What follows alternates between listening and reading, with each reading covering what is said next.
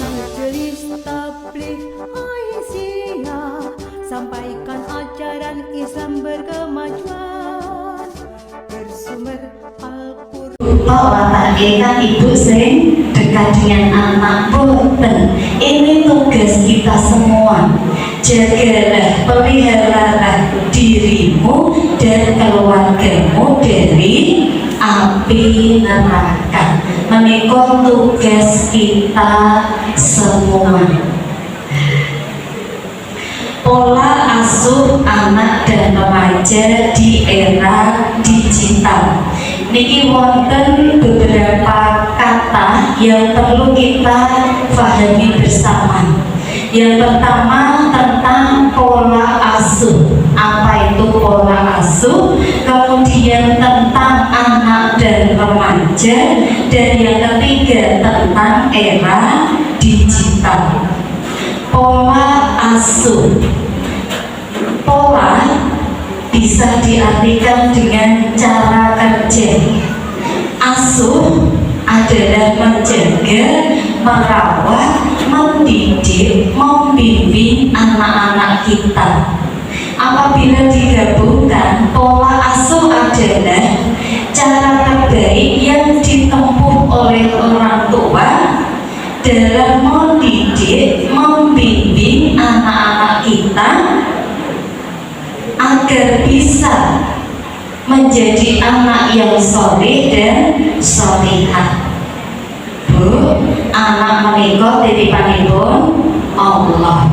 Panjenengan misalnya nitipke sepeda motor, nggih, harapane mangke nek sepeda motor iku panjenengan pundhut, kondisine ijek tetep apik. Pas nitip rodane loro, nek pas wayah dijipuk nggih ijek tetep loro, boten terus ilang rodane siji, asale resik bareng dijipuk terus kotor, boten. Mesti nek kaya ngono jenengan ngene, aku sesuk yo mau nitipno ning kono, lah apa gak diopeni. Sami anak menika amanatipun Allah, titipan saking Allah.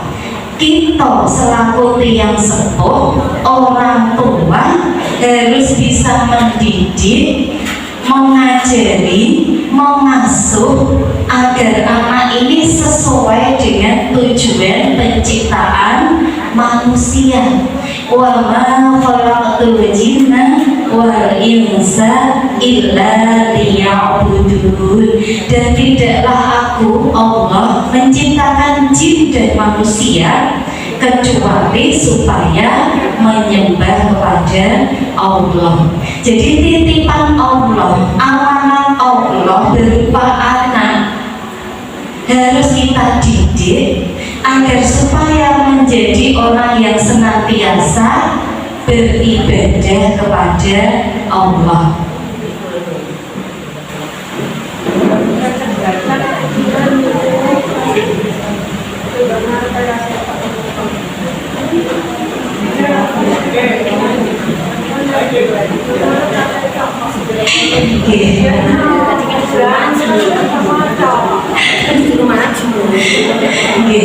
Nah, ini jadi pola asuh adalah kewajiban kita sebagai orang tua. Bu, jenengan piye saderenge nikah wonten pelatihan piye, Bu? Boten menangi. Jamane kula mawon boten wonten. Ya, Bu. Nuwun sewu, nikah yo nikah, make nek bar nikah hamil di anak niku kan alami berjalan ya, Bu. Benten ketika panjenengan misalkan profesi kepengen jadi dokter, wonten pelatihan, wonten pendidikanipun. Kepengen jadi guru, ono kuliahe jurusan guru. Kok engko misale langsung ngajar, niku sampun nggadahi bekal, wis duwe sangu. Lah kene dadi wong tuwa, ya Bu, tak wonten sekolah sik. Pendidikan menjadi orang tua 2 tahun atau 3 tahun boten wonten kira Bu. Nah Niki, jadi kita sebagai orang tua pun harus selalu belajar dan belajar. Lebih-lebih zamane kula cilik kali zaman sakniki pun benten jauh. Dados boten saged dipadake. Aku dek cilik saya ngajari ibuku koyo ngene kok, Dik. Kowe ya tak ajari padha. Boten saged. Zamane sampun beda. Eranya sudah tidak sama. Nah, yang kedua yang perlu kita pahami adalah anak dan remaja. Anak adalah buah hati kita sejak dalam rahim, sejak dalam kandungan sampai berusia kurang lebih 12 tahun. Sementara remaja adalah peralihan masa transisi dari anak-anak menuju dewasa. Terkadang saya rodok angel seratenane niki remaja. Kadang wonten ingkang mengistilahkan ABG, anak baru gede. Dolor yo durung dolor, bocah yo awake wis rada gede. Jadi niki perubahan sing asale bocah ameh dadi wong dewasa. Niku ingkang disebut remaja. Nah, remaja menika usia labil, gampang terpengaruh, gampang elo, koncone ngalor melu ngalor, koncone ngidul melu ngidul. Nek tesih anak-anak niku tesih pengaruh orang tua ini masih kuat sekali. Ketika masih anak-anak, pengaruh orang tua itu masih besar sekali. Tetapi ketika sudah masuk remaja, maka biasanya yang paling berpengaruh adalah lingkungan, teman. Delokane apa, kancane sapa, orane sapa. Nah, niki remaja. Dados benten menawi sampun dewasa, rasa ingin mencoba-coba tanpa berpikir panjang. Nah, menika remaja. Yang ketiga yang harus kita pahami bersama adalah era digital. Masa ketika informasi itu mudah dan cepat diperoleh dan mudah sekali disebarluaskan.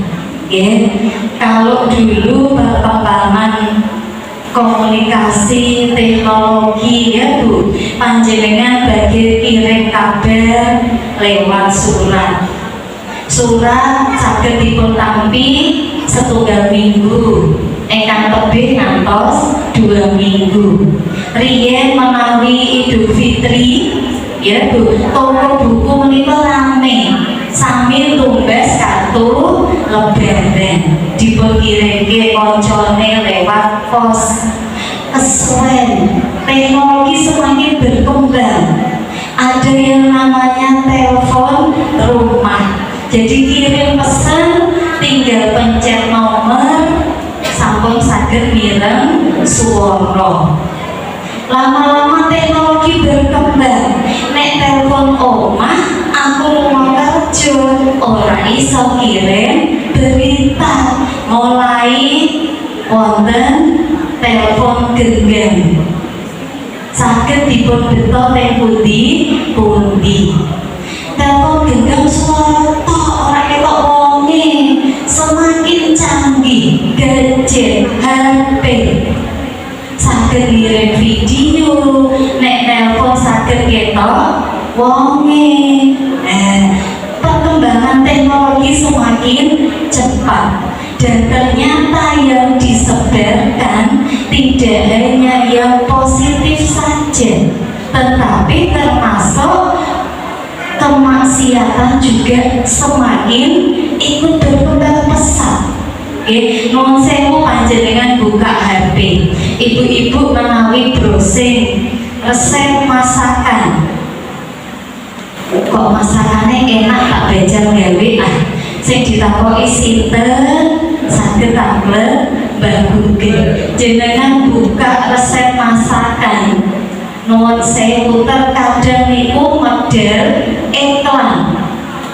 iklane niku nek sing apik iklane niku nuwun sewu terkadang niku sing boten pantes didelok nggih adegan orang dewasa itu kalau kita yang melihat kan langsung ditutup ya Bu tapi nek sing delok kok bocah remaja di mana mereka masih labil ingin mencoba bahaya lamboten ngoten niku Bu. Nah, sekarang bagaimana kita sebagai orang tua mendidik, mempola asuh anak-anak kita, remaja kita di era digital.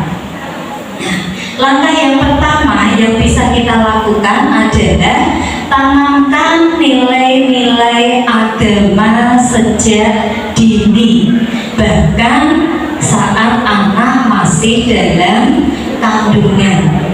Akidah ini adalah kunci kebahagiaan dan keselamatan di dunia dan akhirat.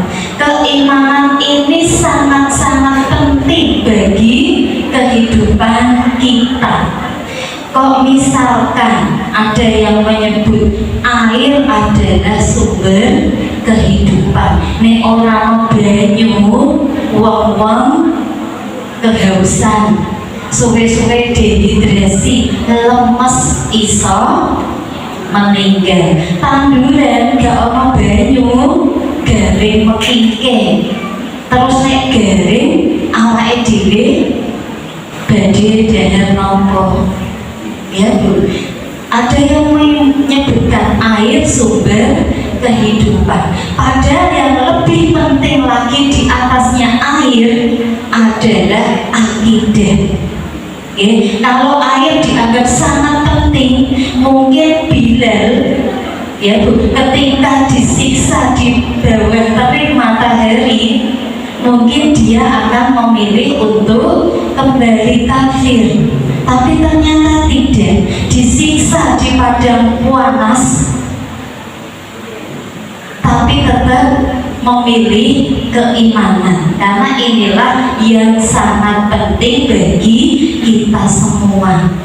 Kok anak-anak kita sejak kecil sudah kita tanamkan nilai-nilai keimanan, harapan kita anak itu sudah mengetahui, memahami, melaksanakan ini perintah Allah harus saya laksanakan, ini larangan Allah harus saya tinggalkan, baik itu ada ayah di rumah, ibu di rumah maupun tidak. Apabila iman ini sudah tertanam, maka anak akan bisa memilah dan memilih.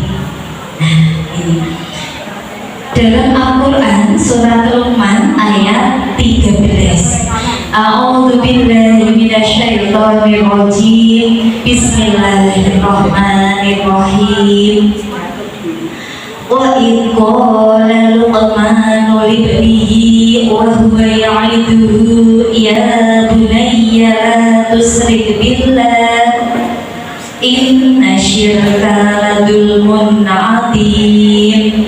Dan ingatlah ketika Luqman berkata kepada anaknya ketika dia memberi pelajaran kepadanya, wahai anakku, janganlah engkau menyekutukan Allah. Sesungguhnya menyekutukan Allah adalah benar-benar kezaliman yang besar.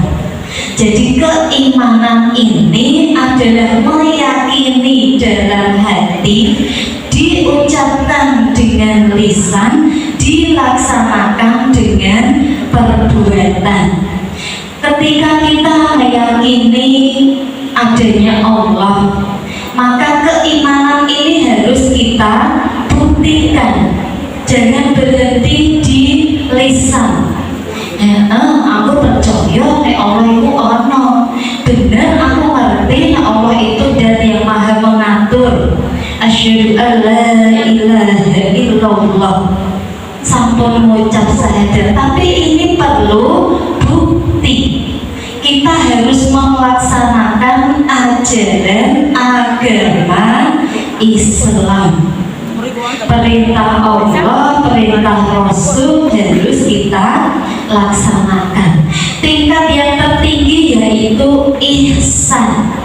Al-ihsanu an ta'budallaha ka'annaka tarahu fa in lam yakun tarahu fa innahu yaraka. Jadi ihsan adalah engkau beribadah kepada Allah seolah-olah engkau melihatnya.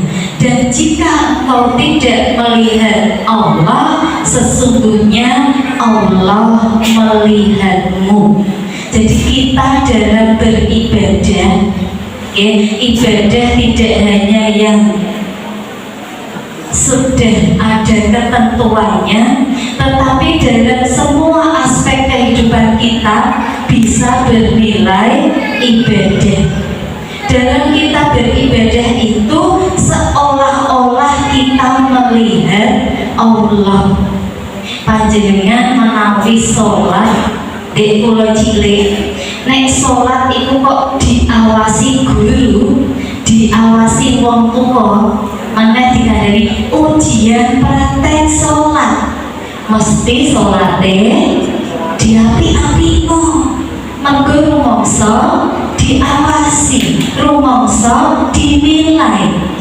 Sami ketika kita sudah ihsan dalam kita beribadah, seolah-olah kita melihat Allah, seolah-olah Allah itu di depan kita.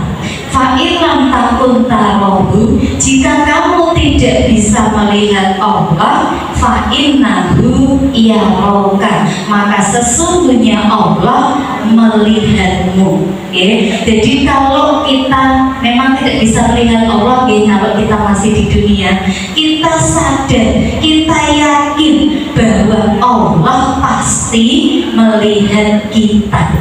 Jadi persembahkanlah ibadah yang terbaik untuk Allah.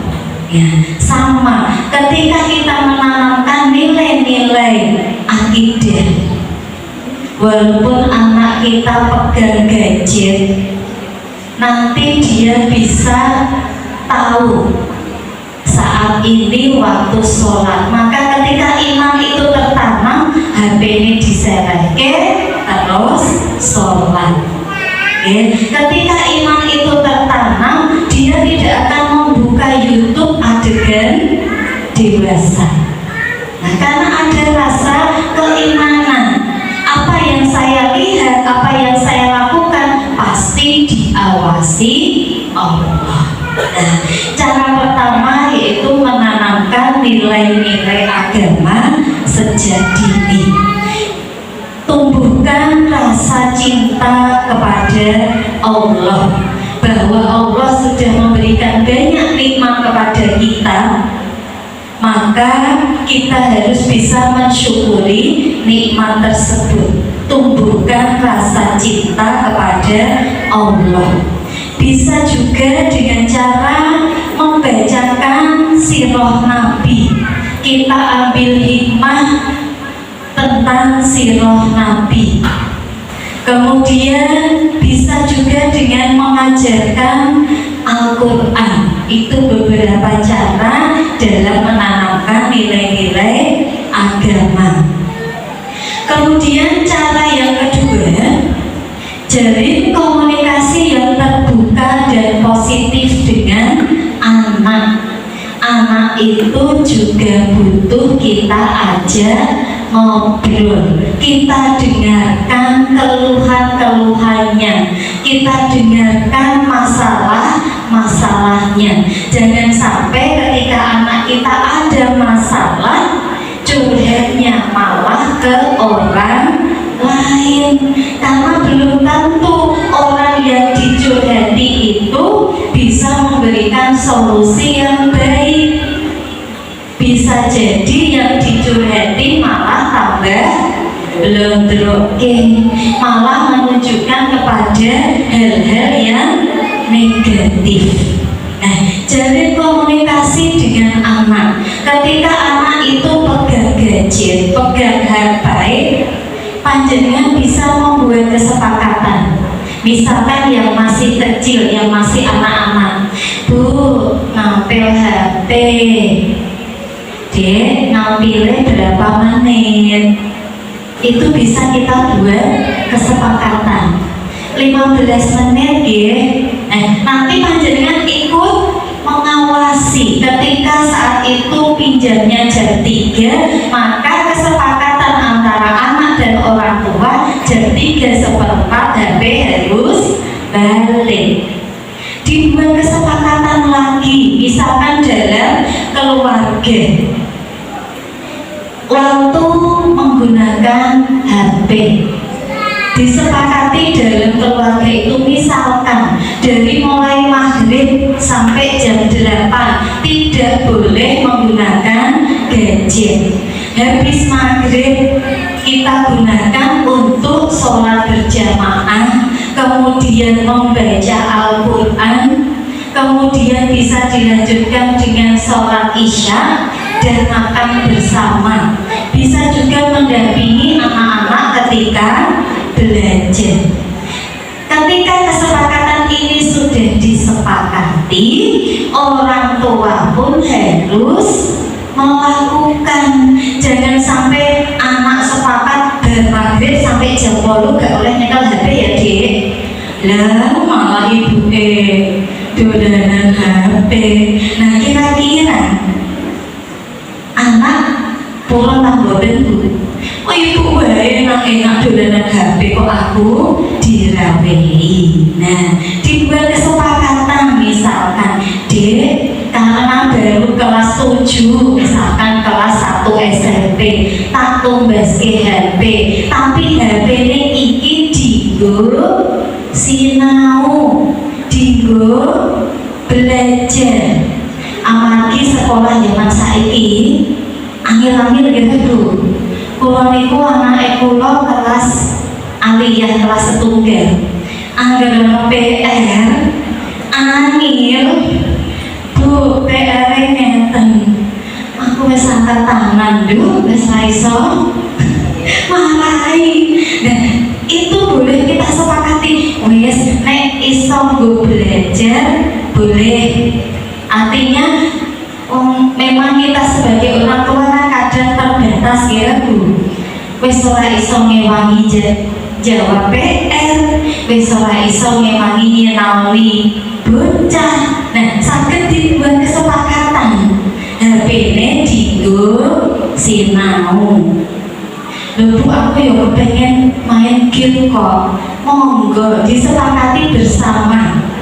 Artinya bahwa anak ini tidak loss.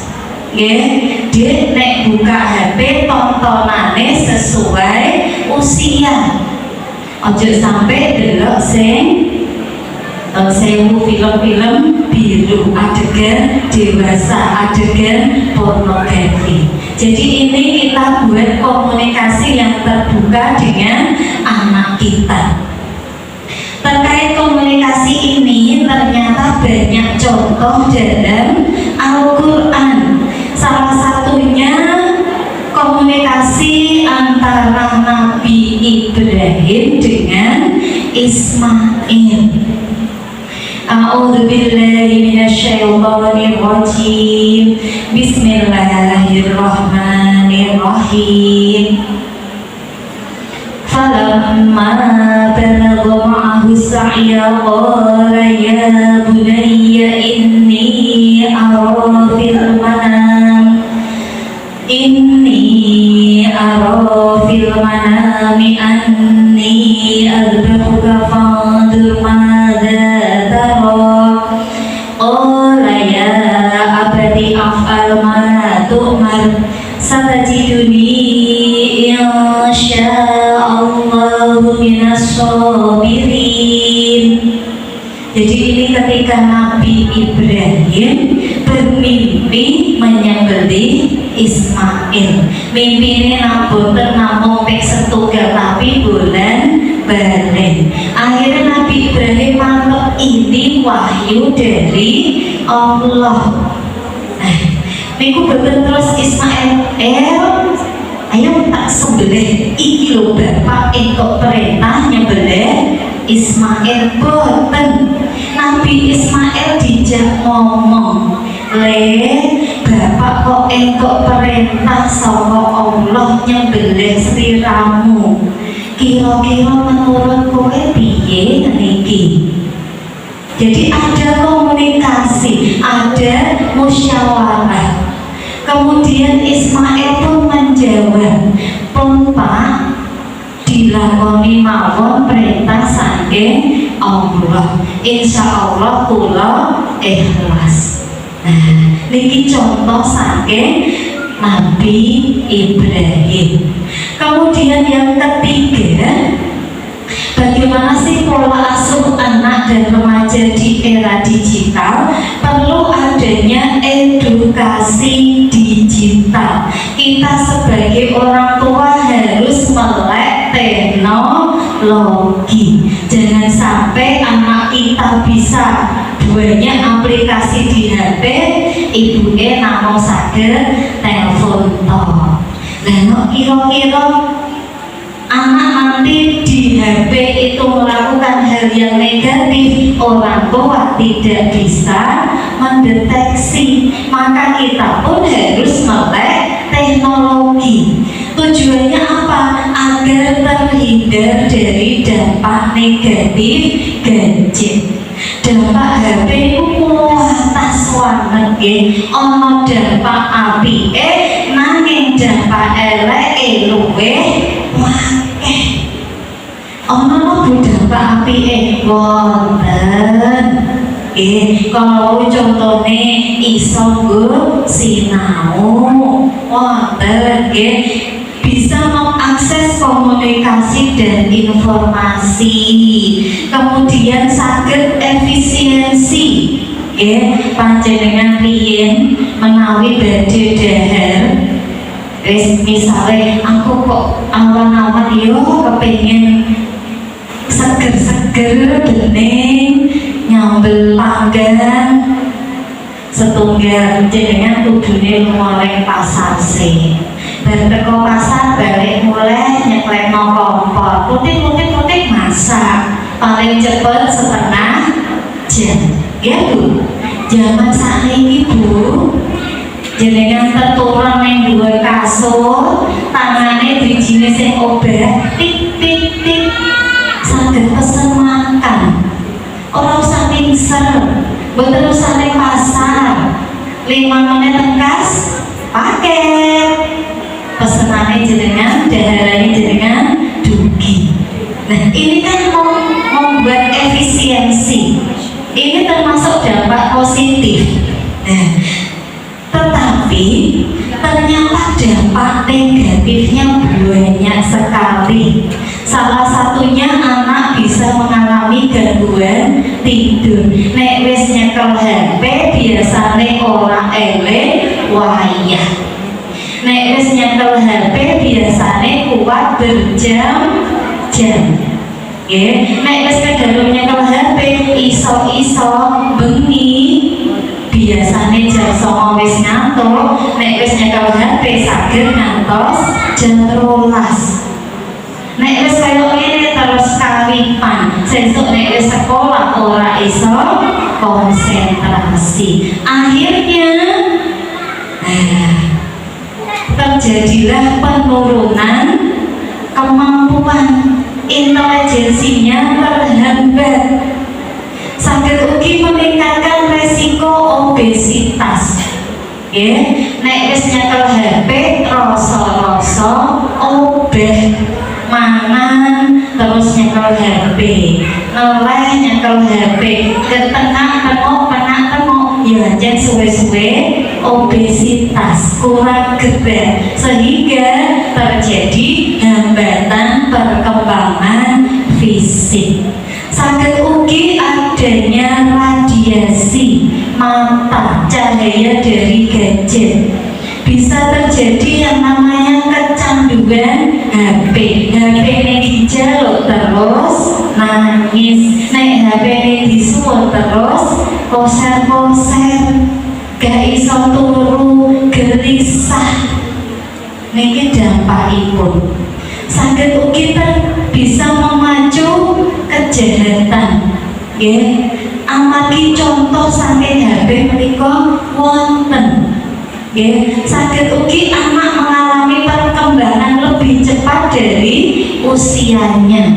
Bocah sakniki nuwun sewu umur 10 tahun terkadang niku sampun paham adegan orang dewasa, sampun paham kekerasan, sampun paham kejahatan. Carane nyolong ben ra kecekel niku wonten. Dados wis dicontoni, kok bocah menika boten saged milah-milih endi tontonan sing oleh didelok, pundi tontonan sing ora oleh didelok, mangke bisa rentan kejahatan. Sing paling ketok tagihan mangke bengkak, kuwotane telas kata. Enam kali adanya edukasi digital bahwa kita perlu menanamkan etika dalam bermedsos, dalam menggunakan media sosial menika wonten aturane. Jangan sampai kita melanggar aturan itu sehingga kita nanti terkena undang-undang IT. Harus sopan, harus santun dalam berbicara, berpendapat, kemudian tidak mengunggah aurat, dan dalam bermedsos itu kita menyebarkan kebenaran. Nuwun sewu, sakniki medsos niku kathah. Wonten sing seneng ngagem TikTok, ana sing seneng FB, IG. Kok misale anak menika boten wonten pengawasan, boten wonten pendidikan. Bocah remaja saiki 12 tahun awake wis bentuk kados tiyang dewasa. Lah kok nganggo singlet, nganggo katok cekak terus foto, cekrek dikirim ning medsos, didelok wong sak Indonesia Raya, ditingali sak donya. Kita nonton iku dek memacu maksiat ya Bu. Kok sing ningali cah lanang akhirnya saged menumbuhkan nafsu syahwat. Berarti postingan foto ingkang aurate kebuka menika malah saged dadoske kemaksiatan. Nah, menika kedah kita waspadai. Kemudian dengan edukasi digital bisa terhindar dari cyberbullying, bullying di dunia maya. Dados bullying menika boten namung sing nyotoke tok-tok, bocah dijotosi, bocah diancam, tapi ternyata bullying menika nggih wonten teng dunia maya.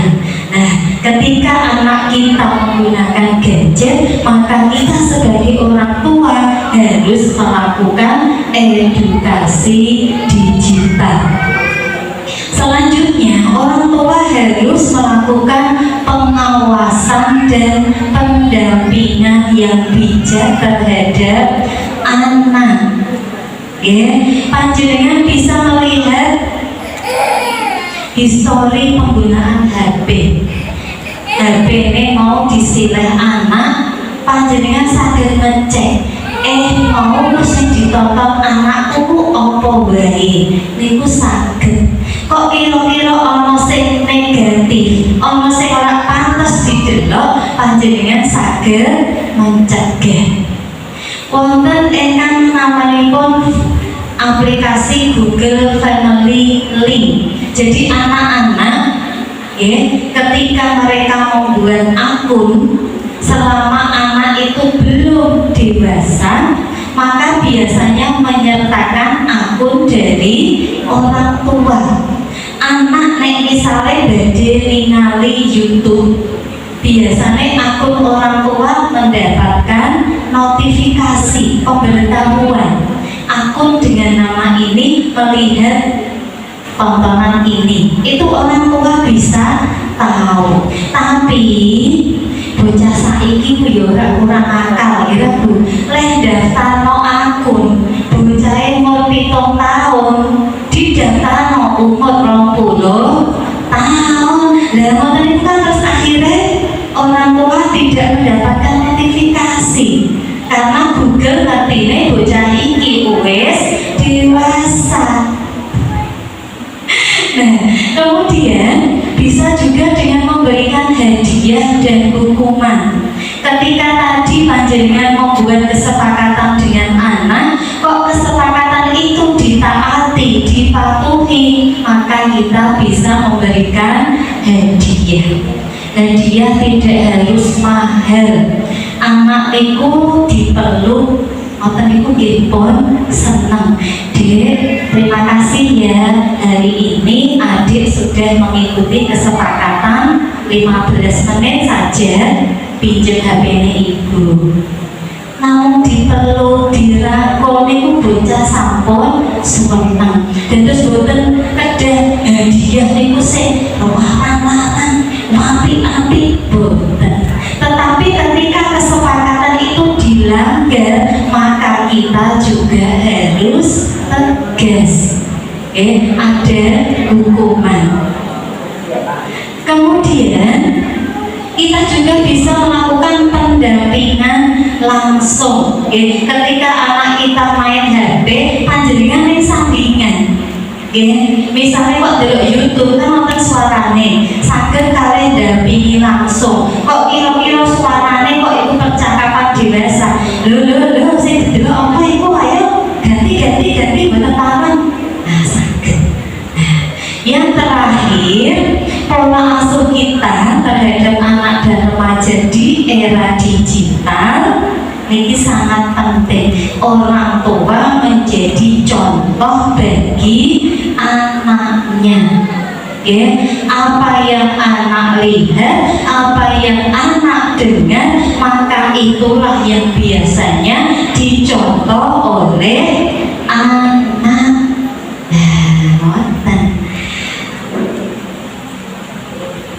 Ini hadis saking Rasulullah, kullu mauludin yuladu ala fitrah fa abawahu yuhawidanihi aw yunasiranihi aw yumajjisanihi. Setiap bayi itu dilahirkan dalam keadaan fitrah, maka bapaknya lah, kedua orang tuanya lah yang menjadikannya Yahudi atau Nasrani atau Majusi.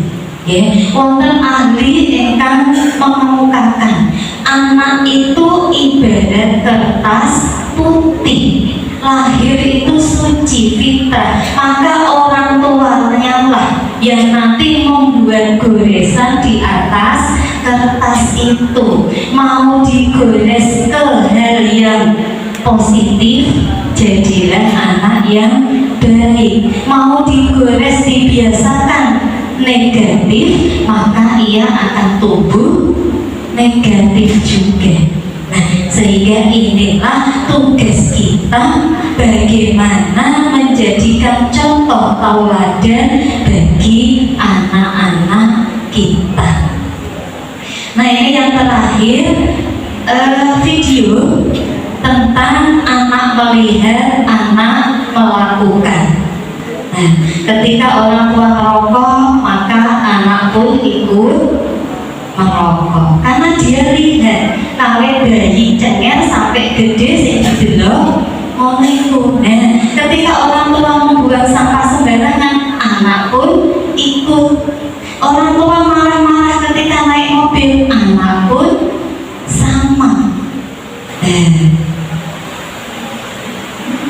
Sama, jadi ibarat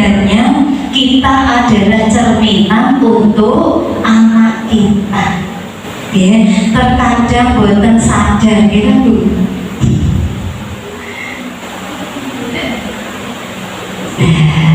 Ibu-ibu ingkang kawula hormati, sekedhik ingkang saged kawula sampeke nyuwun pangapunten sanget dosane campur-campur kados pecel menawi wonten ingkang boten pas nyuwun agunging pangapunten. Monggo wonten ing akhir pertemuan menika kita tutup kanthi doa.